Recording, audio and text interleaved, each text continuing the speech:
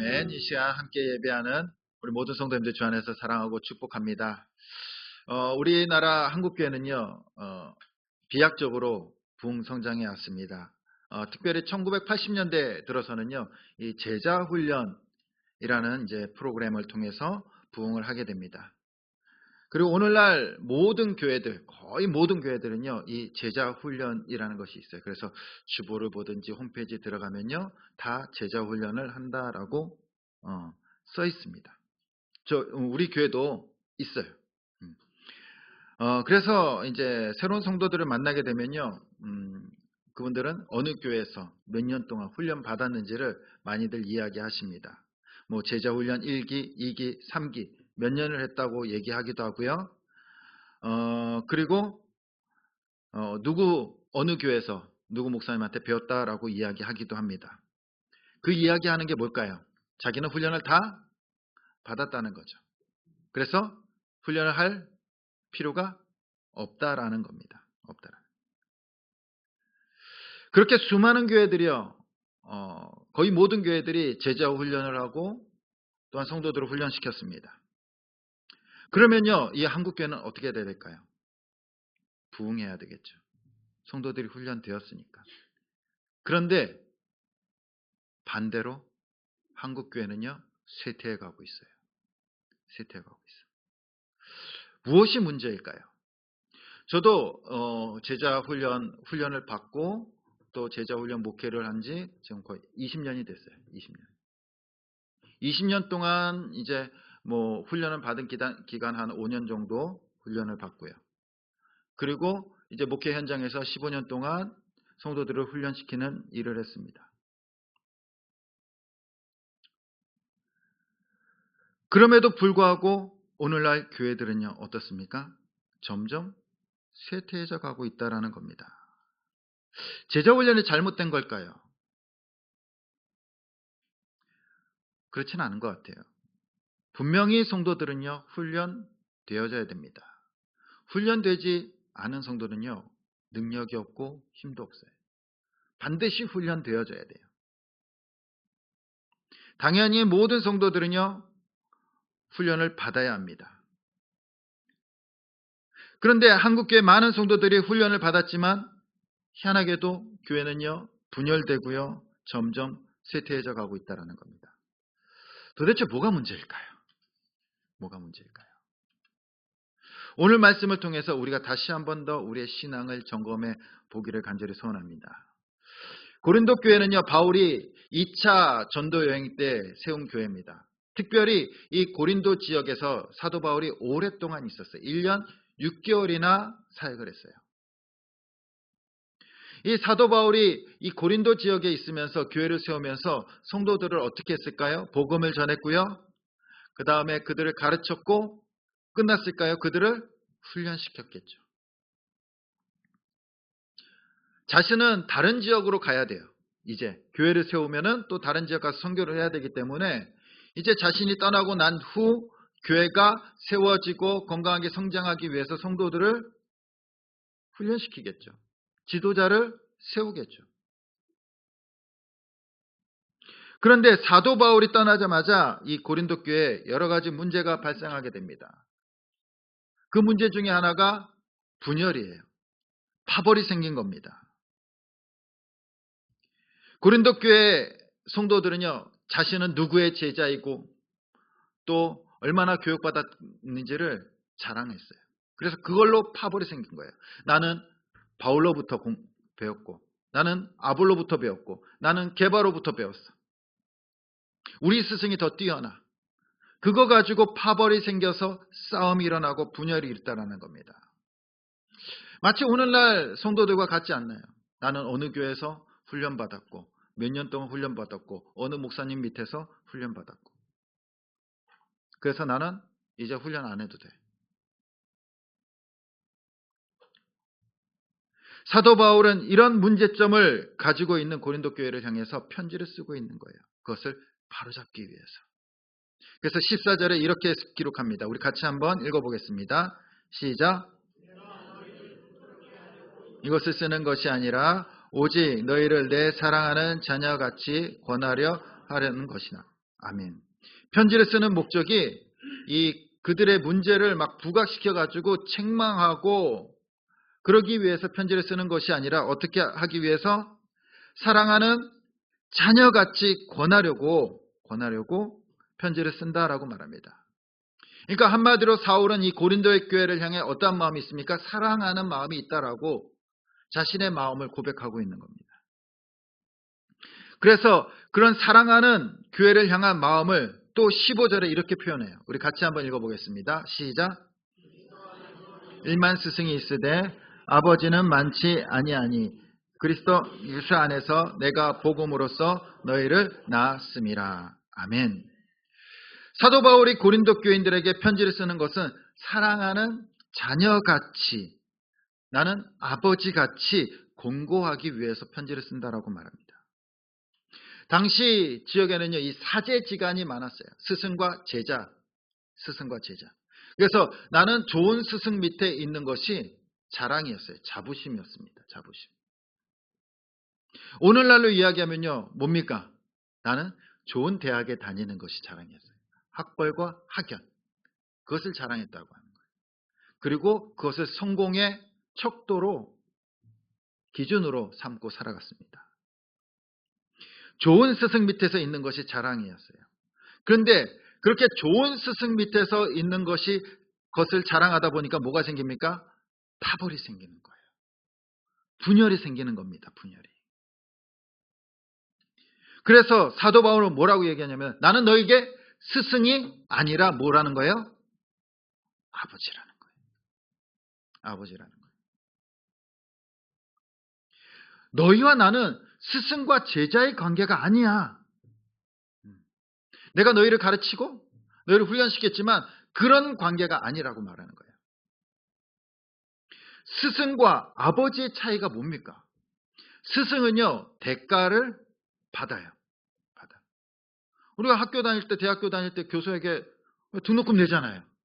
그리고 교수님들과 교사들은 그것을 받고 우리를 가르치잖아요. 당시도 마찬가지였어요. 좋은 스승 밑에 들어가려면요, 그 스승에게 돈을 내야죠. 그래야지 가르침을 받죠. 스승과 제자라고 하지만 거기에는 대가가 없는 것이 아니에요. 대가 지불하고 배우는 거예요. 대가 지불하고. 어떻게 보면 스승도요, 자신의 유익을 위해서 제자들을 가르치겠죠. 그러나 아버지는 다르다는 겁니다. 아버지는 어떻습니까? 아버지는요, 대가를 바라고 자녀를 키우지 않아요. 우리들이 자녀를 키울 때, 자녀를 양육할 때, 너 커서 나한테 효도해야 돼. 커서 다달이 얼마씩 내야 돼. 그걸 바라면서 자녀를 키우나요? 대가 지불이 없죠. 대가 지불이. 그리고 스승은요, 제자를 위해서 목숨을 버리지 않아요. 하지만 아버지는 자녀를 위해서 자신의 생명을 내어놓는다는 겁니다. 바로 사도 바울이 이야기하는 것이 고린도 교회와 자신의 관계를 아버지의 관계로 이야기하는 거예요. 내가 너희에게 대가를 바라고 하지 않았다는 거예요. 그리고 너희를 자녀같이 여기면서 기꺼이 내 생명을 줄지라도 너희를 사랑한다라고 고백하고 있는 겁니다. 고린도 교회에서 사도 바울이 사역할 때 그 성도들에게 복음을 전했고요. 그리고 교회가 세워집니다. 그렇기 때문에 이 사도 바울은요, 아버지의 심정으로 성도 하나하나를 돌봤던 거예요. 스승이 아니라. 사도 바울이 복음을 전했고 그들이 예수 그리스도를 영접했어요. 하나님의 자녀가 되었습니다. 일종의 영적인 아버지와 같은 자리에 있는 사람이 사도 바울이었다는 겁니다. 그렇다고 해서 사도 바울이 내가 너희를 낳았다, 내가 너희의 아버지다 라고 해서 너희가 나를 존경하고 추앙하고 찬양하고 나를 따라야 된다라고 말하는 것이 아니에요. 사도 바울이 이야기하는 것은 내가 영적인 아버지니까 너희는 내 말을 들어야 돼가 아니에요. 그것보다 내가 너희를 낳은, 너희를 사랑하는 자로서, 너희를 정말로 내 생명과 같이 사랑하는 자녀와 같이 여기는 자로서 내가 너희에게 그러한 자격으로 너희를 권면할 수 있지 않냐. 그걸 이야기하는 겁니다. 추앙하고 존경하라는 이야기가 아니에요. 내가 너희를 사랑하기 때문에 아버지와 같은 마음으로 너희에게 충고, 권면, 훈계할 수 있지 않냐. 그것을 이야기하고 있는 겁니다. 그러면서 사도 바울이 먼저 교회를 향해서 이렇게 얘기합니다. 16절 말씀입니다. 우리 같이 한번 읽어보겠습니다. 시작. 그러므로 내가 너희에게 권하노니 너희는 나를 본받는 자가 되라. 나를 본받는 자가 되라 라는 표현이요, 자기 자신을 스스로 높여서 나를 찬양하고 나를 따라라 라는 이야기가 아닙니다. 사도 바울이 나를 본받는 자가 되라는 것은 그 말이에요. 어떤 말이냐면은 내가 너희와 1년 6개월 동안 같이 하지 않았느냐. 너희를 자녀처럼 사랑했고 돌봤고 양육했고 그리고 내가 헌신했고 너희에게 나의 삶을 보여주지 않았느냐. 너희 삶을. 그 삶을 본받으라는 거예요. 사도 바울을 추앙하라는 것이 아니에요. 존경하라는 것이 아닙니다. 내가 너희와 함께 했던 그 세월 동안 너희가 보지 않았느냐. 보지 않았느냐. 그렇기 때문에 그 삶을 본받으라는 겁니다. 내가 하나님을 얼마나 사랑하는지, 예수 그리스도를 얼마나 사랑하는지 그것을 본받으라는 거예요. 그것을. 우리도 경험으로 알고 있듯이 아무리 좋은 말을 할지라도요, 우리가 삶으로 살지 않으면요, 아무런 일이 일어나지 않습니다. 특별히 자녀들에게 막 공부하라고 해도요, 자녀는 공부하지 않아요. 왜 그렇습니까? 우리는 밖에서 TV 보고 있거든요. 부모들은 집에서 TV 보고, 그 다음에 이렇게 핸드폰 하고 그러면서 자녀들한테 막 공부하라 그러면요, 자녀들이 하나요? 안 해요. 안 해요. 우리가 그동안 그거 느끼면서 살지 않았습니까? 자녀들이 공부 안 하는 이유는 누구 때문입니까? 대답을 못 하시네요. 네? 누구 때문이에요? 모르겠습니다. 그래도 자녀는 부모를 닮아가죠. 네. 또한 신앙생활도 마찬가지예요. 우리가 신앙생활 열심히 해라, 열심히 해라. 말로만 하는 것이 아니라 어떻게 해야 돼요? 보여줘야 된다라는 거예요. 보여줘야 된다. 내가 정말로 생명을 다해서 예배드리고 생명을 다해서 주님을 섬기는 걸 보여줄 때 그걸 누가 본다는 거예요? 자녀들이 보는 거예요. 자녀들이. 사도 바울은 그들과 함께하면서 그의 삶을 보여줬어요.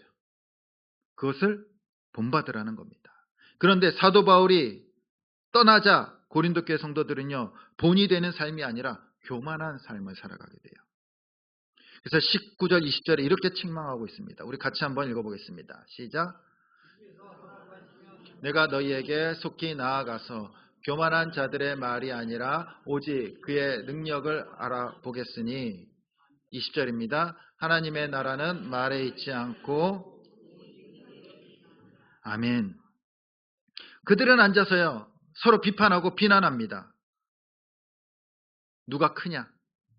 누가 더 똑똑하냐? 누가 더 잘났냐? 그것을 놓고 비난하고 비판해요.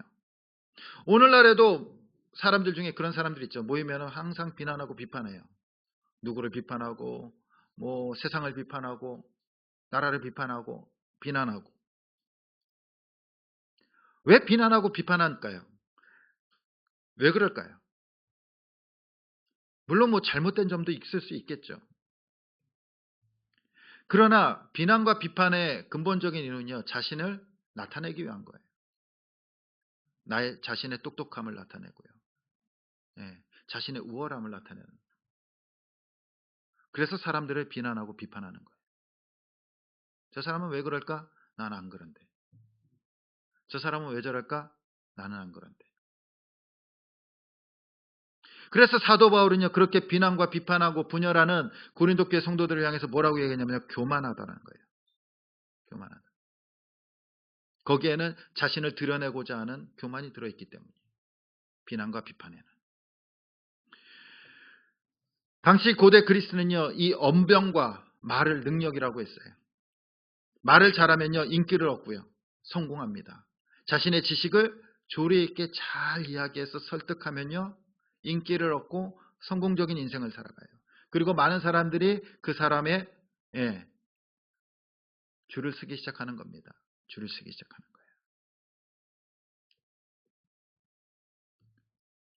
사도 바울은 오늘 말씀에 보면요, 하나님의 나라는 말에 있지 않다라는 거예요. 뭐에 있다라고 말합니까? 오직 능력에 있다라고 말하는 거예요. 능력. 그럼 이 능력이 뭘까요? 우리가 하나님의 능력 그러면요, 뭔가 신비한 기적과 또한 이적과 놀라운 능력을, 초월적인 능력을 생각합니다. 그러나 사도 바울이 말하는 이 하나님의 능력은요, 뭡니까? 말에 있지 않고 뭐에 있다라는 거예요. 그렇죠? 행동에 있다라는 거죠. 그것이 뭐예요? 능력이라는 거예요. 능력. 예수 그리스도로 말미암아, 그 은혜로 말미암아 우리가 구원을 받았어요. 십자가로서 은혜를 받았습니다.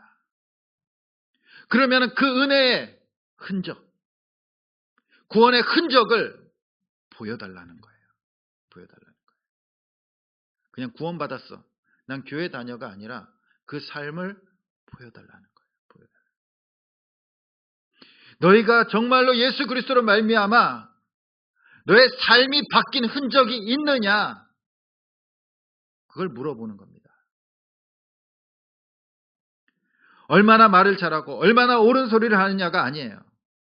그걸 보겠다는 것이 아닙니다. 너의 지식을 보겠다는 것이 아니에요. 너의 능력, 삶의 현장에서 보여달라는 거예요. 삶의 현장에서. 정말로 주님의 말씀을 제대로 붙들고 살아가고 있는지 보여달라는 겁니다. 제대로 전도하고 있는지, 제대로 영혼을 사랑하고 있는지, 제대로 봉사하고 있는지, 섬기고 있는지, 아니면은 그냥 앉아가지고 말만 하면서 떠들고 있지 않느냐, 너희가. 중요한 것은요, 듣는 것이 아니에요. 듣는 것이 아니에요. 행하는 겁니다. 우리가 얼마나 위대한 설교를 들었냐가 중요한 것이 아니에요. 누구의 설교를 들었냐가 중요한 것이 아니에요. 어느 목사님의 설교를 들었냐가 중요한 것이 아니에요. 또한 내가 얼마나 많은 훈련을 받았느냐가 중요한 것이 아닙니다. 내가 누구 밑에서 훈련을 받고 몇 년 동안 훈련받고. 사도 바울이 얘기하는 것은 너희가 말씀을 들었으면 어떻게 살고 있느냐 물어보는 거예요. 어떻게 살고 있느냐. 어떻게 사느냐. 그냥 오늘 설교 들으면서 오늘 좋은 말씀이었어. 아니 그냥 뭐 지난주랑 뭐 비슷했어. 뭐 그냥 그랬어. 이렇게 판단하고 비판하는 것이 아니라 그 선포된 말씀을 우리의 삶 가운데 얼마나 붙들고 살아가고 있느냐, 그걸 책망하고 있는 겁니다. 세상은 겉모습으로 판단합니다. 언어로 판단해요. 말로 판단해요. 그래서 오늘날 많은 사람들이 뭐에 신경 씁니까? 외모와 자신의 지식에 신경을 많이 써요. 마음에, 인품에, 성품에 신경 쓰지 않아요, 별로. 왜 그렇습니까? 인품과 성품은 드러나지 않아요. 가장 먼저 사람을 봤을 때 가장 먼저 보여지는 게 뭡니까? 외모죠, 외모. 그 다음에 두 번째는 말이죠. 말. 그 사람이 어떠한 언어를 구사하고 어떠한 말을 하느냐에 따라서 이 사람이 똑똑한지 안 똑똑한지를 알 수 있죠. 그렇기 때문에 오늘날 사람들은요, 외모에 굉장히 많이 신경을 씁니다. 그리고 지식에 많이 신경을 써요. 지식에.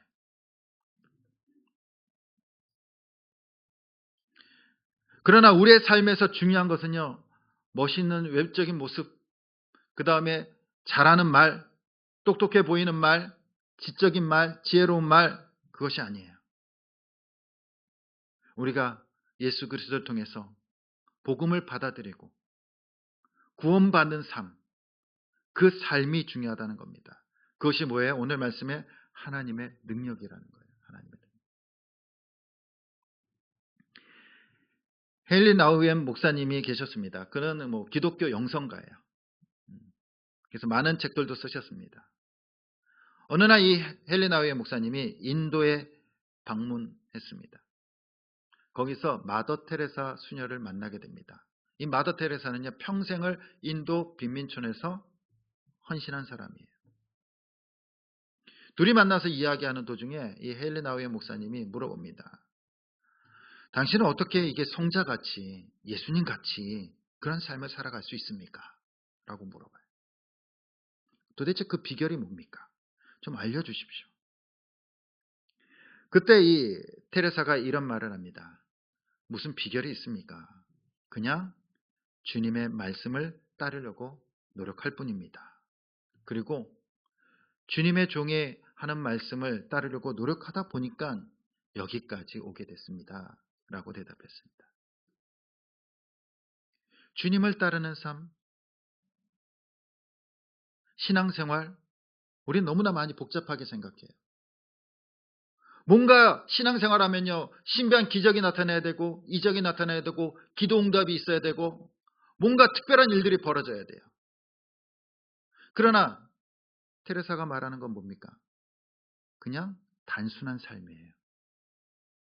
말씀을 들었으면 살아가는 거예요. 그냥 말씀을 들었으면 살아가는 거예요. 그것이 신앙생활이라는 겁니다. 단순한 거예요.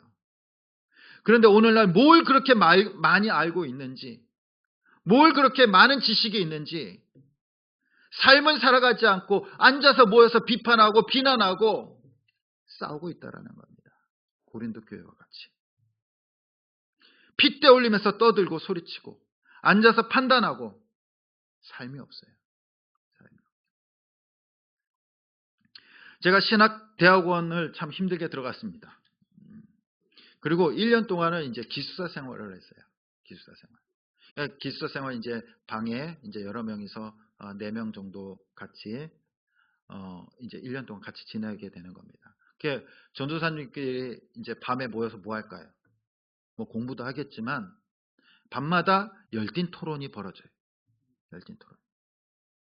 그러니까 그날 배운 것 가지고 막 이제 토론하기 시작하는 거예요.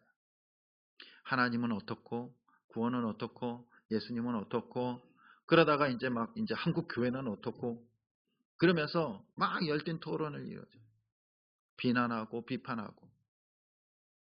그러다 보면은 어떻게 될까요?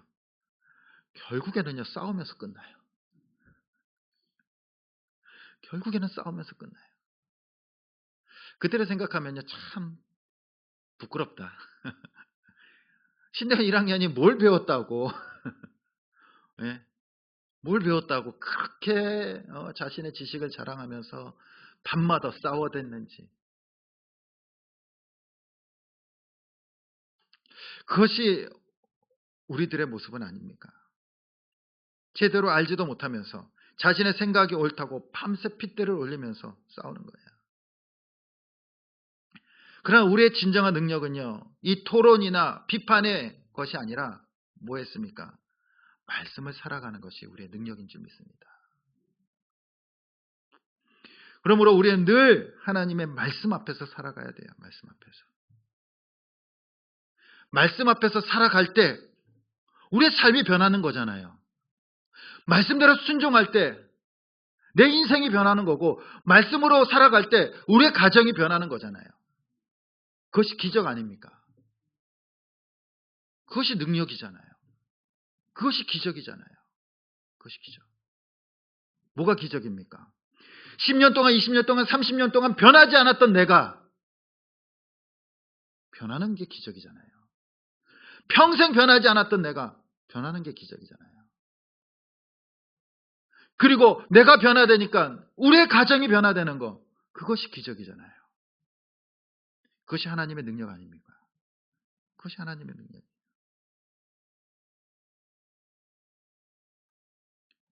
우리는 지식과 정보가 풍성한 시대를 살아가고 있어요. 오늘날 얼마든지 인터넷이나 TV를 틀면요, 좋은 설교들을 많이 들을 수 있어요. 탁월한 설교가들도 있고요. 또한 방송들을 통해서 좋은 목사님들의 설교를 들을 수 있습니다. 얼마나 편리한 시대입니까? 분명히 더 실력 좋고 탁월한 지도자들을 만날 수도 있습니다. 더 인기가 많고 영향력 많은 사람들을 만나고 또 존경할 수도 있어요. 또한 그런 분들도 정말로 많이 있습니다. 그러나 사도 바울이 이야기하는 것이 뭡니까? 그렇게 사람들을 추앙하고 또한 따라다니고 그러지 말고 복음으로 살아가라는 거예요. 말씀을 따라가라는 겁니다. 사람의 말을 듣고 사람에게 줄을 서는 것이 아니라 하나님의 말씀을 붙들고 살아가라는 겁니다. 그것이 뭐예요? 하나님의 능력이라는 거예요. 그것이 능력입니다. 오늘날 거의 많은 교회들이 제자 훈련을 하고 있습니다. 그런데 보면은 뭐 초심자반, 뭐 신자반, 성장반, 뭐 양육반, 지도자반 쭉 그렇게 반들이 있어요. 그런데 제자 훈련은요, 그런 반이 아니에요. 반이 아니에요. 성경 공부도 아닙니다. 제자 훈련은 지식 쌓는 것이 아니에요. 말 그대로 훈련이에요. 훈련. 훈련. 훈련이 뭡니까? 훈련이 매일 똑같은 것을 하는 게 훈련이에요. 운동선수들 보십시오. 하루도 안 쉽니다. 쉬면은 어떻게 돼요? 몸이 굳어버리는 거예요. 하루도 안 쉬어요. 똑같이 패턴이 똑같습니다. 일어나는 시간 똑같고 뛰는 시간 똑같고 밥 먹는 시간 똑같고 똑같아요. 흐트러지지 않아요. 그게 훈련이에요. 그래서 훈련은요, 너무나 힘들고 지겹습니다. 괴로워요.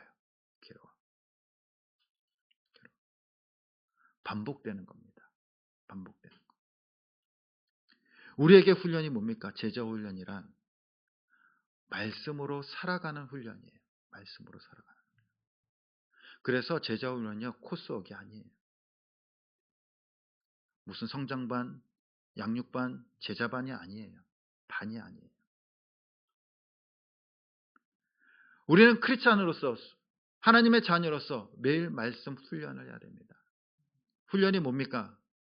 운동선수들이 한 가지를 배우면요, 그것이 어떻게 해요? 내 것이 될 때까지 반복하죠. 반복하죠. 될 때까지 하는 게 훈련이죠. 한 번 듣고 알았어 하고 끝나는 게 훈련인가요?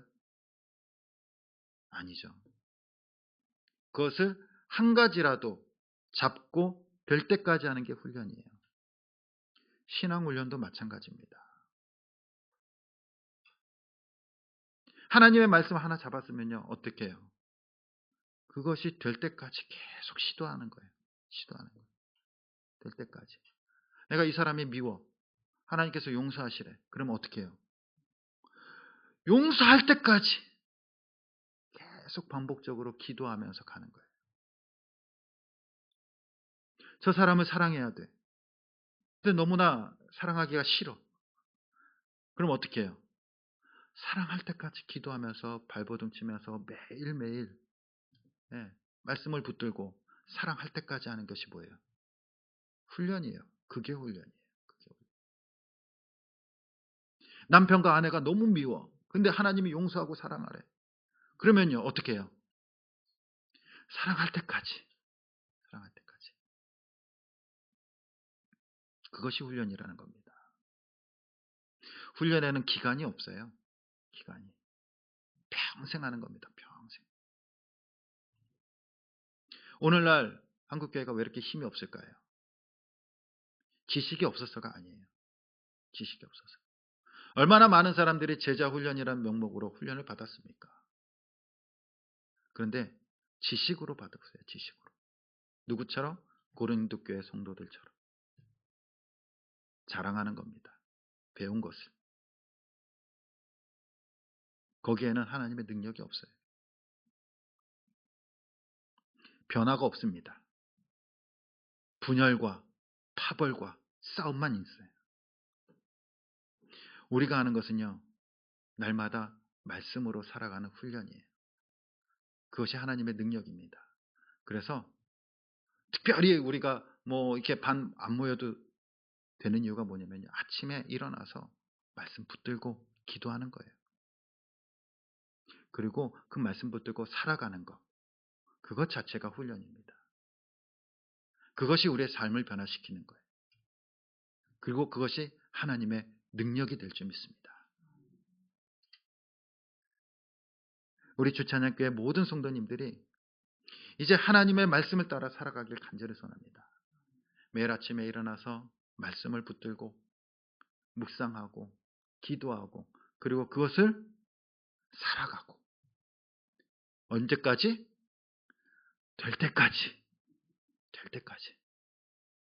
될 때까지 하는 거예요. 될 때까지. 실패해도 됩니다. 100번 실패하면요, 101번 또 살아가면 돼요. 그것이 뭐예요? 그게 훈련이에요. 그게. 실패했다라고 끝이 아니라 실패하더라도 계속 일어나서 똑같이 될 때까지 해가는 것. 그것이 훈련입니다. 우리 모든 주찬교회 모든 성도님들이 매일 아침 말씀을 읽고 묵상하고 삶으로 훈련해서 살아가고 그래서 정말로 하나님 보시기에 능력 있는 성도님들이 되시길 간절히 주님의 이름으로 축원드립니다.